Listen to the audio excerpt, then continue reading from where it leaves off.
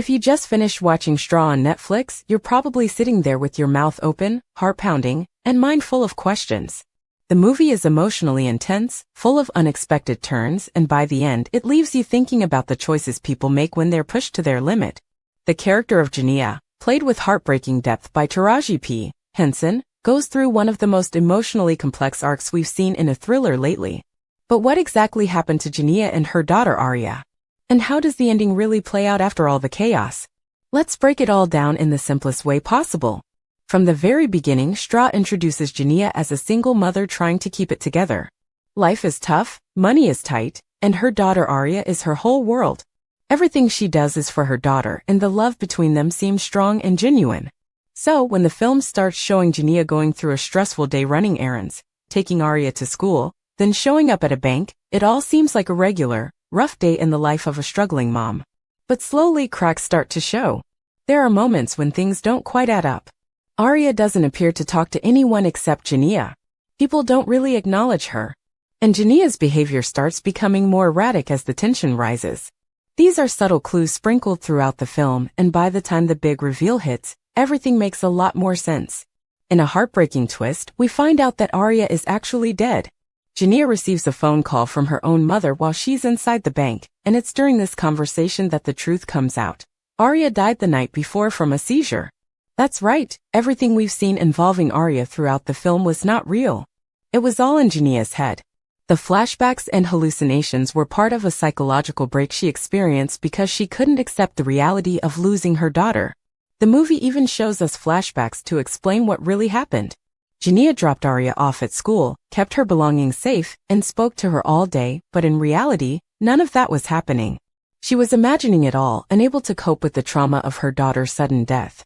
It's an incredibly emotional twist, and it redefines everything we saw earlier in the story.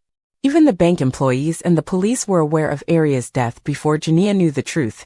Nicole, the bank manager, had been informed by the authorities that Janiyah was not mentally well and was experiencing a dissociative episode due to her daughter's passing.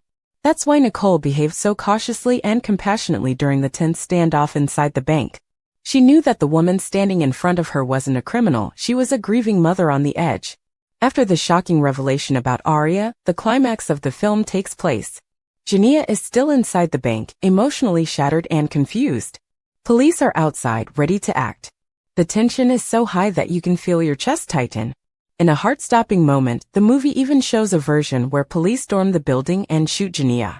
It's a brutal moment, and for a second you might believe that's how the movie ends. But it turns out to be a fake-out. The story then rewinds and reveals the real ending. After learning the truth, Janiyah agrees to surrender.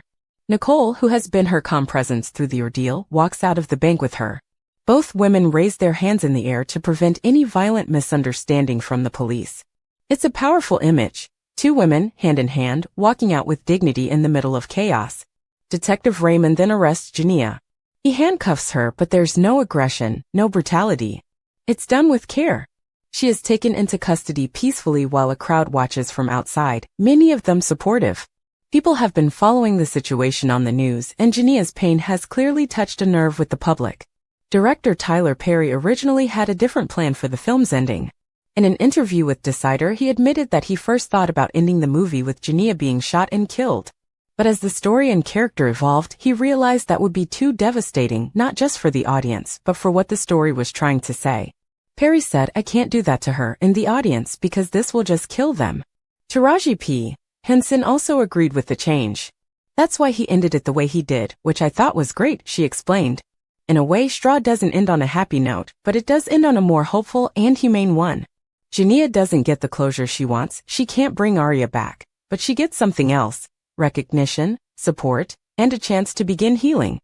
The truth comes out, she faces the consequences of her actions, but she's not treated as a villain. She's a woman broken by grief, and the movie does a beautiful job of portraying that with empathy. It's not just about Janiyah's arrest or Aria's death. It's about what people do when they feel cornered, when life pushes them beyond their limits. Janiyah didn't go to the bank to hurt anyone. She was simply lost, mentally and emotionally, and clinging to the last thread of her reality. The hallucinations, the breakdown, and her decisions were all rooted in the love she had for her daughter. That's what makes the film so powerful. It shows how deep loss can run, and how it can completely alter someone's perception of the world. Straw also speaks to larger themes like mental health, systemic pressure on Black women, and how easily someone's life can spiral when they don't get the help they need. There's no villain in this story, just a woman overwhelmed by grief. The film could have easily turned her into a tragic stereotype, but instead, it paints a more complicated and emotional portrait of trauma. Even Nicole, the bank manager, becomes an unexpected hero. Her calm, compassionate response likely saves Janiyah's life. Instead of panicking or calling for force, she stays steady and tries to understand. That choice creates a ripple effect that changes everything. And in the end, Janiyah isn't defined by violence or tragedy, she's defined by her deep love for her daughter, even if that love pushed her over the edge. By the final moments of Straw, there's a sense of sorrow but also relief. Janiyah is finally forced to face the truth, but she's not alone. The community, Nicole, and even the police handle things with more understanding than we usually see in tense hostage dramas. It's not a perfect ending, but it's a meaningful one. And that's why Straw stands out. It's not just another thriller, it's an emotional journey that hits hard because it feels real. Janiyah's breakdown, Aria's tragic fate, and the bank standoff all combine into a heartbreaking but ultimately powerful story. Whether you loved the ending or found it too heavy, there's no denying the impact it leaves behind.